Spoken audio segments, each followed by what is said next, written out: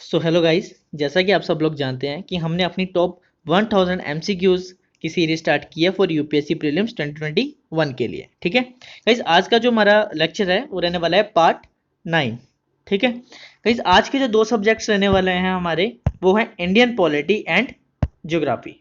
ठीक है, जिसके हम 30 क्वेश्चन जो हैं वो कंप्लीट करेंगे। ठीक है, चलिए देखते हैं। गाइस कहता है uranium is the major mineral for the production of atomic energy, consider the following statements regarding it. ठीक है, आपने बताना है यूरेनियम के रिगार्डिंग जो एक मेजर मिनरल है किसके लिए, for the production of atomic energy. ठीक है, सो बताइए कौन सी स्टेटमेंट है इसके रिगार्डिंग जो है वो करेक्ट है। Uranium is found in the slate rocks of the Precambrian period in India. ठीक है, uranium is obtained from monazite and ilmenite and it is mainly found in Andhra Pradesh, Jharkhand, Rajasthan and Meghalaya. So बताइए कौन सी statement जो है वो सही है। 1 and 2, 2 and 3, 1 and 3, 1, 2 and 3 बताइए। देखिए गाइस, इसका जो सही आंसर है वो है ऑप्शन नंबर सी, 1 and 3। ठीक है, पहली स्टेटमेंट बिल्कुल सही है, दूसरी स्टेटमेंट बिल्कुल सही है, तीसरी स्टेटमेंट गलत है। देखिए गाइस, जो यूरेनियम है ना उसको हम डायरेक्टली माइन कर सकते हैं। ठीक है, उसकी जो माइनिंग है वो हम डायरेक्टली कर सकते हैं माइन से। ठीक है, लेकिन मोनेजाइट और इल्मेनाइट से क्या ऑब्टेन होता है, that is thorium. Right, so uranium है वो क्या कर सकते हैं हम डायरेक्टली माइन। ठीक है, बट जो थोरियम है वो कहां से ऑब्टेन किया जाता है, मोनेजाइट और इल्मेनाइट से। ठीक है, तो सेकंड स्टेटमेंट हमारी गलत होगी, 1 and 3 जो है वो ऑटोमेटिकली करेक्ट होगी। ठीक है, तो ऑप्शन सी जो है वो इसका राइट आंसर है। ठीक है, चलिए अगला क्वेश्चन देखते हैं। Question number 2, consider the following statements regarding cooperative societies. देखिए, कोऑपरेटिव सोसाइटीज के बारे में बताना आपने कौन सी स्टेटमेंट जो है वो करेक्ट है। ठीक है, the state legislature shall provide. ठीक है, बोलता है जो स्टेट लेजिस्लेचर है वो प्रोवाइड करता है reservation of the 1 seat for schedule caste और the schedule tribes and 2 seats for women's on the board of every cooperative society. ठीक है, कि 1 सीट जो है वो रिजर्वेशन होती है शेड्यूल कास्ट या फिर शेड्यूल ट्राइब्स के लिए, और 2 सीट जो है वो रिजर्व है किसके लिए, विमेन्स के लिए, on the board of every cooperative society. The term of office of elected members of the board of cooperative societies shall be 10 years.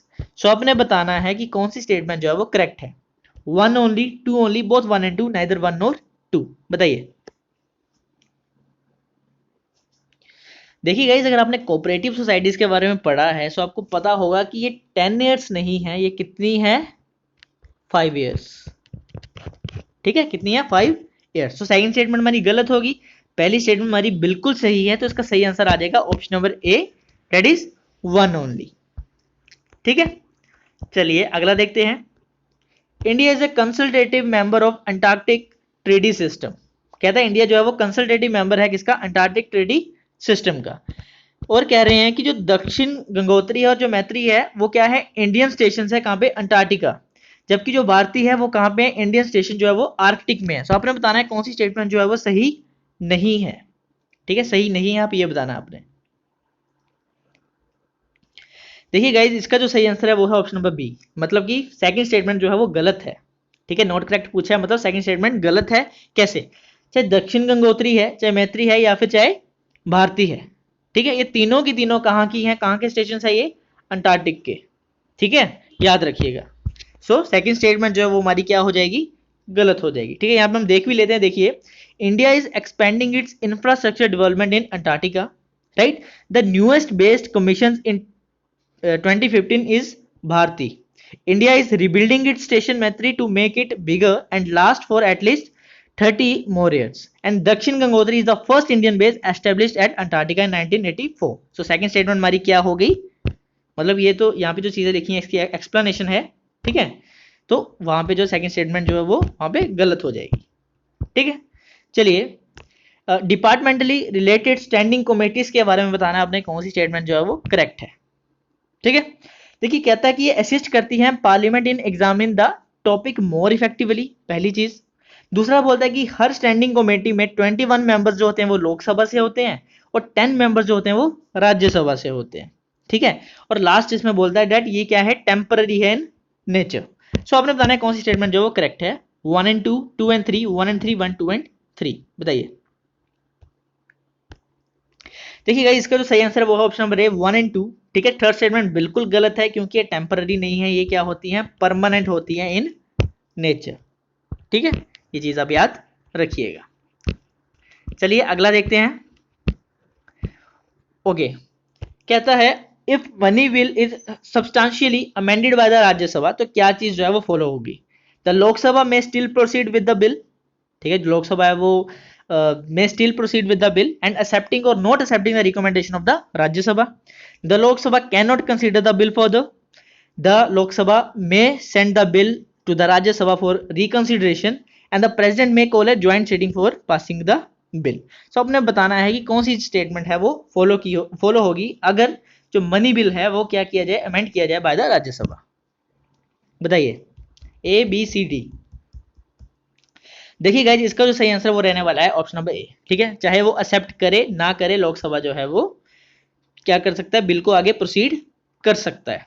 ठीक है, चाहे वो जो राज्यसभा के द्वारा रिकमेंडेशन दी हुई है वो एक्सेप्ट करे या फिर ना करे।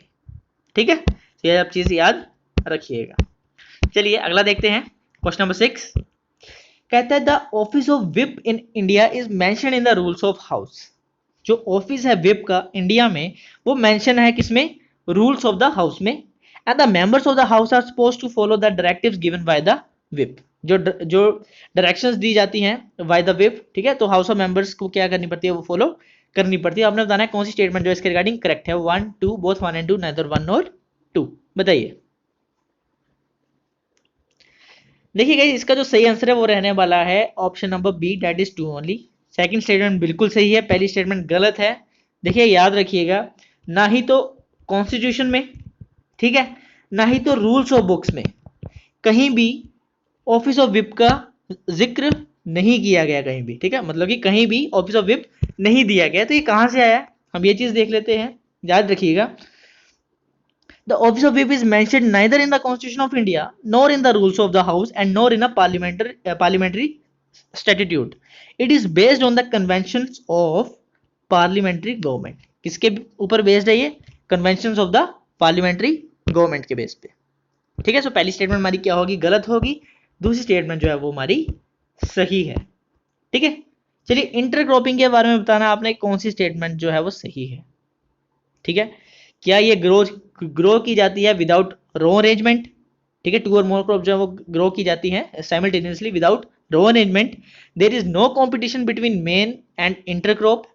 ठीक है, मेन क्रॉप और इंटर क्रॉप में कोई कंपटीशन नहीं होता। The sowing time of component crops is the same. So आपने बताना है कौन सी स्टेटमेंट जो है वो करेक्ट है। 1, 1 एंड 2, 2 एंड 3 या 2 ओनली। बताइए।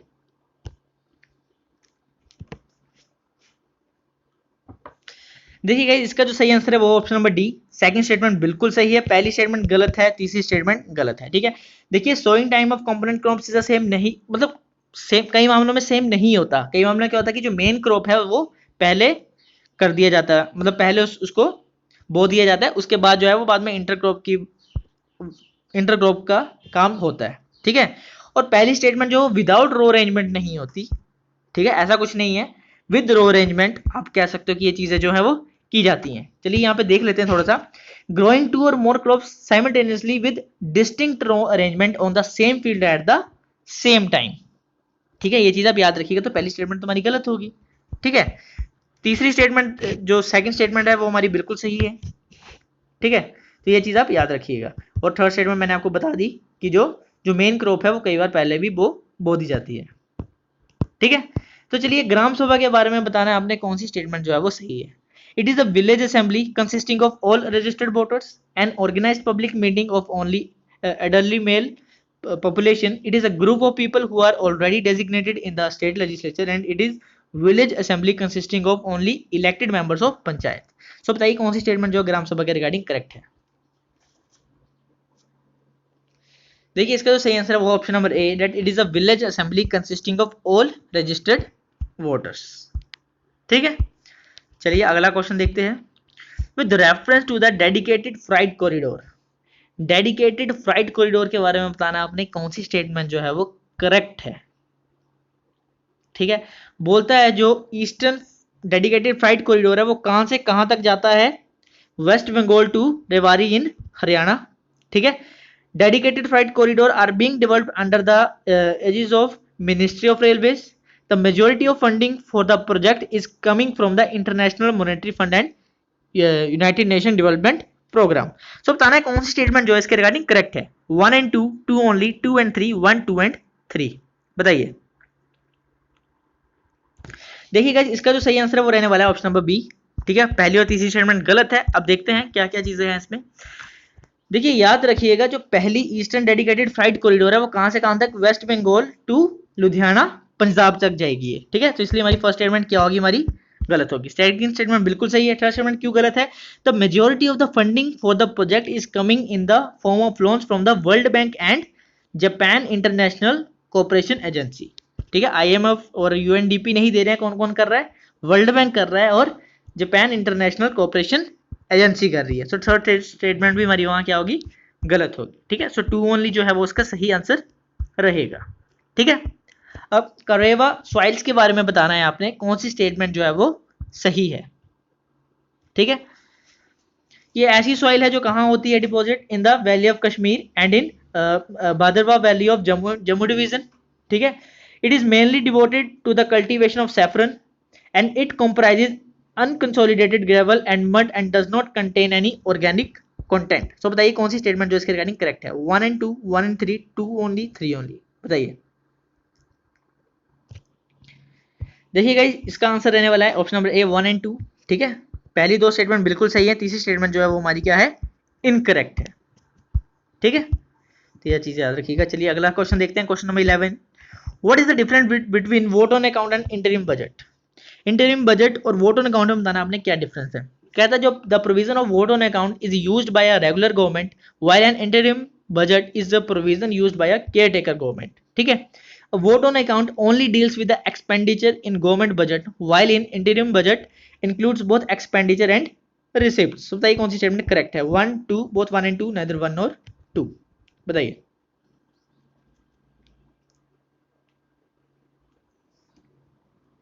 देखिएगा जिसका जो सही आंसर है वो है option number B, that is 2 only. पहली स्टेटमेंट जो है वो हमारी गलत है, ठीक है। देखिए कैसे, जो वोट ऑन अकाउंट की बात की गई ना, it can be presented by a regular government और केयर टेकर गवर्नमेंट, ठीक है। ऊपर क्या लिखा था कि जो वोट ऑन अकाउंट है, ठीक है, वो किसके द्वारा किया जाता है, रेगुलर गवर्नमेंट के द्वारा, पर ऐसा नहीं है, वो दोनों केयर टेकर गवर्नमेंट है या रेगुलर गवर्नमेंट है, दोनों के द्वारा जो है वो क्या प्रेजेंट किया जा सकता है, ठीक है। तो सेकंड स्टेटमेंट जो है वो हमारी सही होगी और फर्स्ट स्टेटमेंट जो है हमारी वो गलत है, ठीक है। चलिए क्वेश्चन नंबर 12 देखते हैं। एंटी डिफेक्शन लॉ के बारे में आपने बताना है, ठीक है। एंटी डिफेक्शन लॉ के बारे में आपने बताना है कौन सी स्टेटमेंट जो है वो सही है, ठीक है। The 25th constitutional amendment act of 1958 provided for the disqualification, ठीक है। कौन कह रहा है कि जो 25th कॉन्स्टिट्यूशनल अमेंडमेंट एक्ट आया था 1958 का, वो प्रोवाइड करता है disqualification of the members of parliament and the state legislature on the ground of defection from one political party to another, ठीक है। A nominated member may join any political party within 6 months of taking his seat in the house without inviting the disqualification. So बताना है कौन सी statement जो है वो correct है, सेकंड और फर्स्ट या सेकंड। देखिए गाइस इसका आंसर रहने वाला है option number B, that is 2 only. पहली स्टेटमेंट गलत है, क्यों गलत है, क्योंकि 25th कॉन्स्टिट्यूशनल अमेंडमेंट एक्ट के द्वारा नहीं लाया गया था, किसके द्वारा आया था, 52nd अमेंडमेंट एक्ट ऑफ 1985 के द्वारा जो एंटी डिफेक्शन लॉ जो है वो किया गया था, लाया गया था, ठीक है। सो ये छोटी छोटी चीजें हैं, ये आप याद रखिएगा। चलिए अगला देखते हैं। कंसीडर द फॉलोइंग स्टेटमेंट्स, ठीक है। आपने बताना है कौन सी स्टेटमेंट जो है वो करेक्ट है। State legislature can not initiate the bill related to the creation and evolution of the legislative council of the states, ठीक है। कहता है जो स्टेट लेजिस्लेचर है वो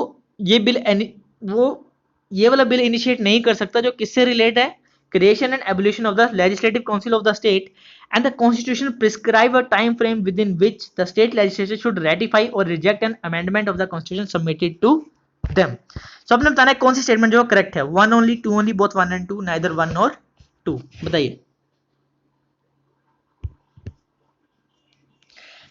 गाइस 13 का जो रहने वाला है सही आंसर वो है option number D, that is nether 1 nor 2। दोनों की दोनों स्टेटमेंट जो है वो क्या है, गलत है। ठीक है, स्टेट लेजिस्लेचर जो है वो किन्हीं मामले में बिल जो है वो इनिशिएट कर सकता है, और अगर इस मामले में बिल है तो वो बिल जो है वो इनिशिएट कर सकता है, दैट इज स्टेट लेजिस्लेचर।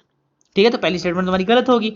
देखिए कोई ऐसा टाइम फ्रेम जो है प्रिस्क्राइब नहीं किया गया कॉन्स्टिट्यूशन के द्वारा विद इन विच जो स्टेट लेजिस्लेचर को जो क्या है रेटिफाई करना पड़ता है या रिजेक्ट करना पड़ता है जो कॉन्स्टिट्यूशन के अमेंडमेंट की अगर कोई बात की गई है। ठीक है, तो दोनों की दोनों स्टेटमेंट क्या होगी, गलत होगी। ठीक है, चलिए क्वेश्चन नंबर नेक्स्ट देखते हैं, क्वेश्चन नंबर 14। यहाँ पे कुछ आपको टाइगर रिजर्व दिए गए हैं और यहाँ पे कुछ स्टेट्स के नाम है। सो आपने बताना है कौन सा करेक्टली मैच है। ठीक है, 1 and 2 4 ओनली, 1 2 and 4 2 3 and 4। ठीक है, तो ये नाम देख लीजिए टाइगर रिजर्व के और बताइए कौन सा कहां पे मैच कर रहा है।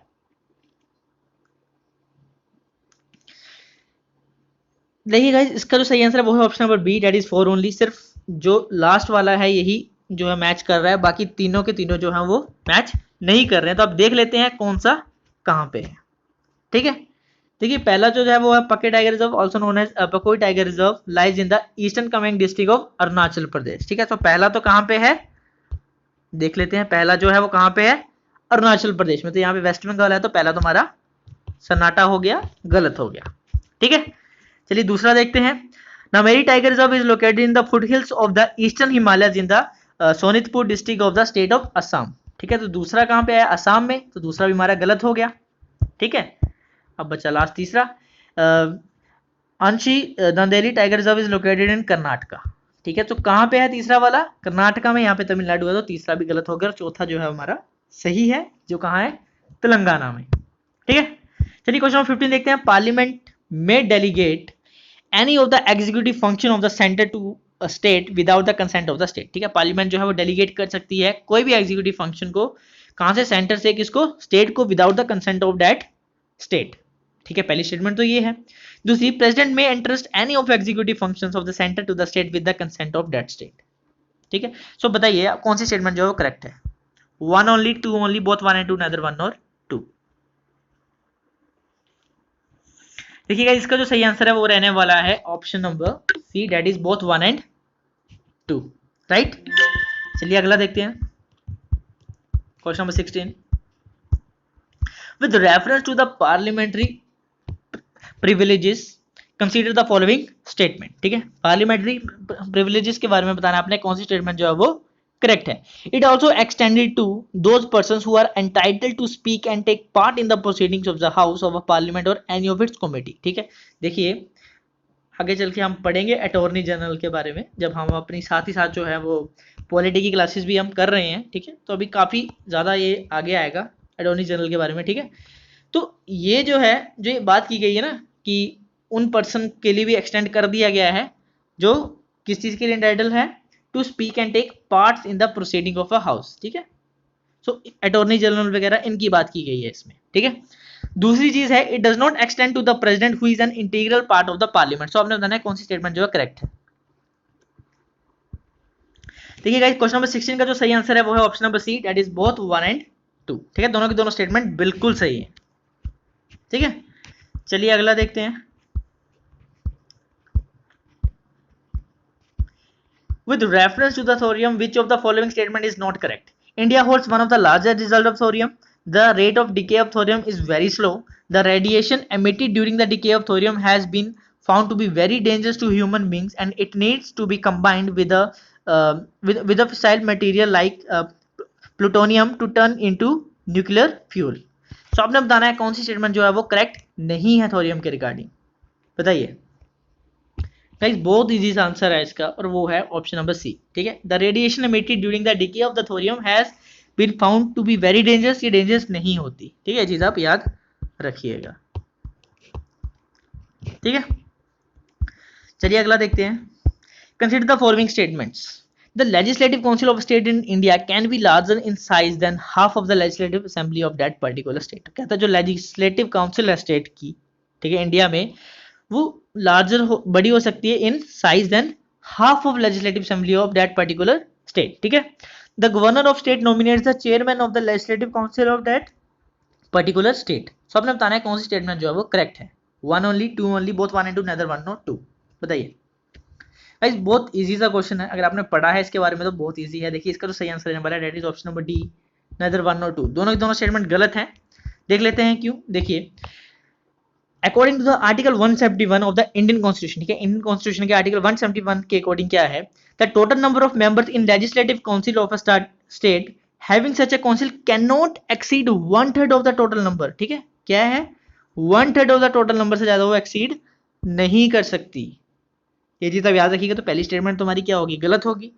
उधर बोला था कि गवर्नर जो है वो अपॉइंट करता है। देख लेते हैं।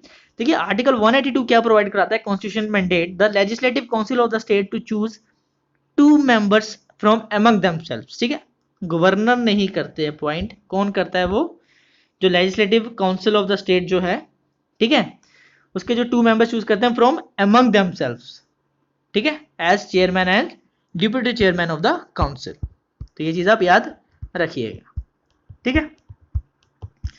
चलिए, तो ऑप्शन डी जो है वो हमारा सही हुआ, क्योंकि दोनों की दोनों स्टेटमेंट क्या थी, गलत थी। विच of the following special powers have been conferred on the Rajya Sabha bye the constitution of India. ठीक है, ऐसी कौन सी स्पेशल पावर है जो राज्यसभा को दी गई है by the constitution of India, to change the existing territory of state and to change the name of a state, to pass a resolution empowering the parliament to make laws in the state list and to create one or more all India services, to amend the election procedure of the president and to determine the pension of the president after his retirement, and to determine the functions of the election commission and to determine the number of election commissioners। ठीक है, एक बार हिंदी में भी repeat कर देता हूं।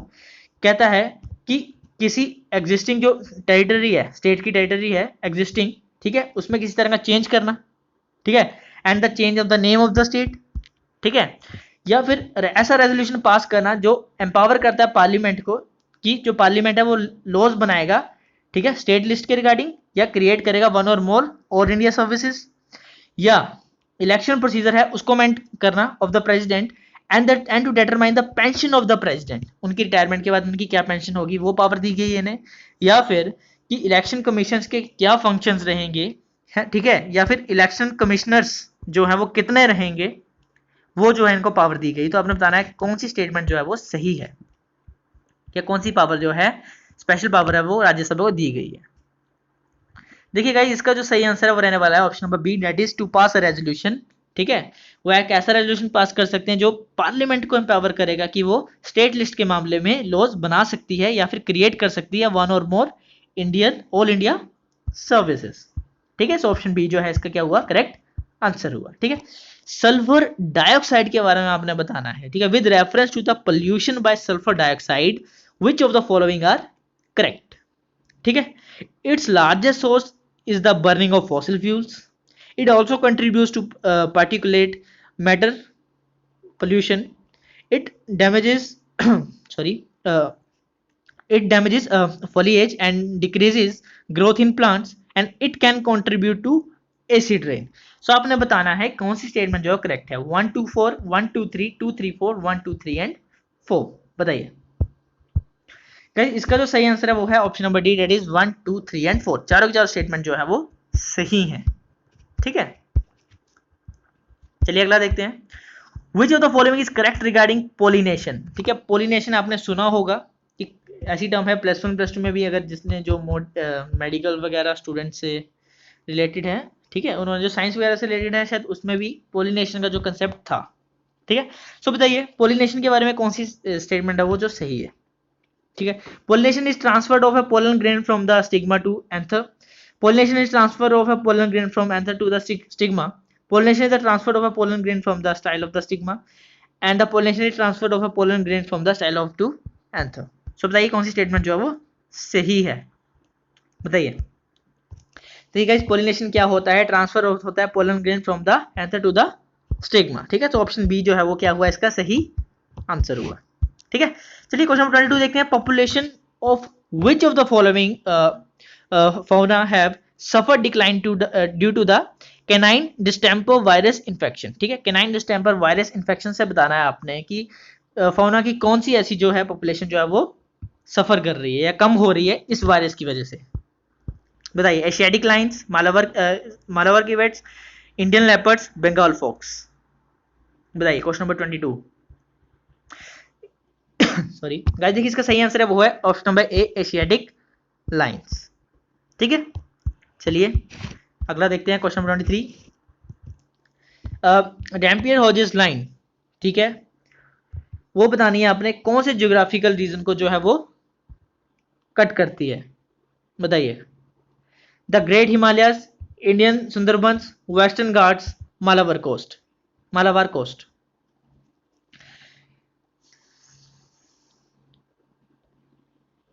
बताइए।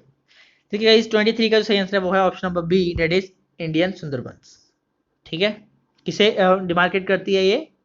Indian Sundarbans को। चलिए, which one of the following reports are published by the United Nations Conference on Trade and Development? ठीक है, बताना है आपने कि United Nations conference on trade and development जो है वो कौन सी रिपोर्ट जो है पब्लिश करती है।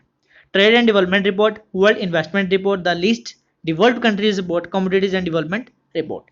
2 and 4, 1 and 3, 3 and 4, 1, 2, 3 and 4। बताइए भाई, अगर आपने इसके बारे में पढ़ा है, इसकी रिपोर्ट्स के बारे में पढ़ा है, और मैं आपको कहूंगा कि जितनी भी ऐसी ऑर्गेनाइजेशन है उन सभी की रिपोर्ट्स आप पढ़ लीजिएगा कि कौन सी जो है वो रिपोर्ट पब्लिश करती है, क्या क्या रिपोर्ट्स पब्लिश करती है। तो इसका जो सही आंसर है वो है option number D, that is 1, 2, 3 and 4। ठीक है, चारों की चारों जो है इसके द्वारा करी जाती हैं। ठीक है, बाकी मैंने और रिपोर्ट्स के भी नाम दिए हैं, तो ये यहाँ पे आप पढ़ सकते हैं। ठीक है, Harris Todaro model is related to which of the following? Spike in inflation, disguised unemployment, food crisis या लेबर माइग्रेशन। बताइए। देखिए ये जो मॉडल है किस चीज से रिलेटेड है? Option number C, labour migration से रिलेटेड है। ठीक है, चलिए क्वेश्चन नंबर 26 देखते हैं अपना। that with reference to the traditional festivals and the states to which they belong consider the following pairs। ठीक है, सो आपने बताना है जो ये ट्रेडिशनल फेस्टिवल्स दिए हैं, ठीक है, तो क्या करेक्टली मैच कर रहे हैं जो उनके सामने जो भी स्टेट्स दी हैं। बताइए क्या इसका आंसर है? 1 and 2, 2 and 4, 1 and 3, 1, 2, 3 and 4। बताइए क्वेश्चन नंबर 26।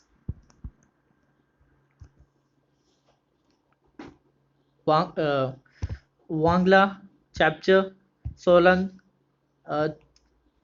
कैरियोबा। बताइए। देखिए गाइस, इसका जो सही आंसर है वो रहने वाला है ऑप्शन नंबर डी। ठीक है, चारों की चारों जो है वो मैच कर रही है। ठीक है, याद रखिएगा। चलिए क्वेश्चन नंबर 27 देखते हैं। With reference to the command area development and water management consider the following statement. ठीक है, this program is being implemented under the Pradhan Mantri Krishi सिंचाई योजना and optimization of agricultural productivity is one of the objective of this program। so बताइए कौन सी statement correct है? 1, 2, both 1 and 2, neither 1 nor 2। बताइए। देखिए command area development and water management के regarding जो दोनों की दोनों स्टेटमेंट है वो क्या है? करेक्ट है। ठीक है, option C, both 1 and 2 is the right answer. चलिए क्वेश्चन नंबर 28 देखते हैं। With reference to the Atal Pension Yojana consider the following statement. Atal Pension Yojana के बारे में बताना हमने कौन सी स्टेटमेंट जो है करेक्ट है? It can be subscribed by any Indian citizen in the age group of 18 to 50 years and it provides a minimum guaranteed pension of rupees 1000। so बताइए कौन सी स्टेटमेंट करेक्ट है क्वेश्चन नंबर 28 की? देखिए जो इसका सही आंसर है वो option number B, second statement बिल्कुल सही है। 18 to 50 तक नहीं है, कितने के लिए? 18 to 40 ईयर्स तक के लिए। ठीक है, देखिए माइनर से चेंजेस होते हैं, यूपीएससी भी इसी तरह से माइनर से चेंजेस आपको देगा। ठीक है, तो आपने बस वही चीजें पकड़नी है कि क्या स्टेटमेंट सही है गलत है। ठीक है, तो पहली स्टेटमेंट गलत है, दूसरी बिल्कुल सही थी। ठीक है, एफ्लाटॉक्सिन के बारे में बताना है, ठीक है, कि कौन सी क्रॉप है वो इस चीज को कैरी करती है। ठीक है, बताइए। मेज, groundnut, rice. 1 and 3, 2 and 3, 1 and 2, 1, 2 and 3। बताइए क्वेश्चन नंबर 29। देखिए इसका जो सही आंसर है वो है option number C, that is 1 and 2। ठीक है, मेज एंड ग्राउंडनट। ठीक है, चलिए क्वेश्चन नंबर आज का 30 देखते हैं और लास्ट जो है हमारा क्वेश्चन है आज का। ठीक है, सो बताइए कि ये एक बनाना का नाम है जिसका नाम है चिंगाली कोदन नैंड्रन बनाना। ठीक है, सो बताइए इसको जो है जीआई टैग मिला है। ठीक है, सो आपने बताना है कि कौन सी स्टेट का है, कौन सी स्टेट से बिलोंग करता है? केरला, तमिलनाडु, कर्नाटका, तेलंगाना। बताइए। देखिए गाइस ये जो बनाना है ये बिलोंग करता है किससे, option number A that is Kerala से।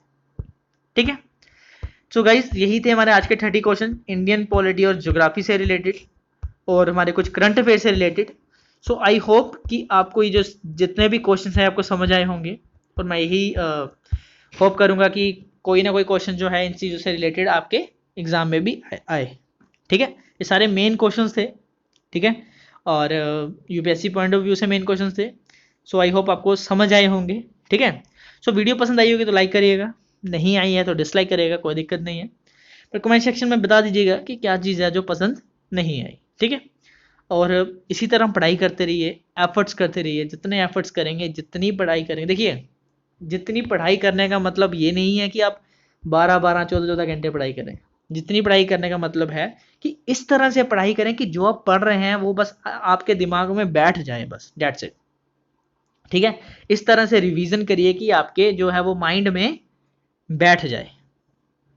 ठीक है, यही एक तरीका है, रिवीजन जो है वो सबसे बेस्ट सोल्यूशन है चीज़ों को जो है हमेशा लॉन्ग टर्म के लिए याद रखने का। ठीक है, सो आइए आके क्वेश्चंस पढ़िए। ठीक है, आके देखिए कि किस तरह से क्वेश्चन सॉल्व करने हैं। ठीक है, सो इसीलिए आप जो है अपना एग्जाम जो है वो क्लियर कर पाएंगे। ठीक है, सो आई होप आपको चीज़ें पसंद आई होंगी। ठीक है, सो तब तक के लिए अपना ख्याल रखिएगा। Bye bye, take care.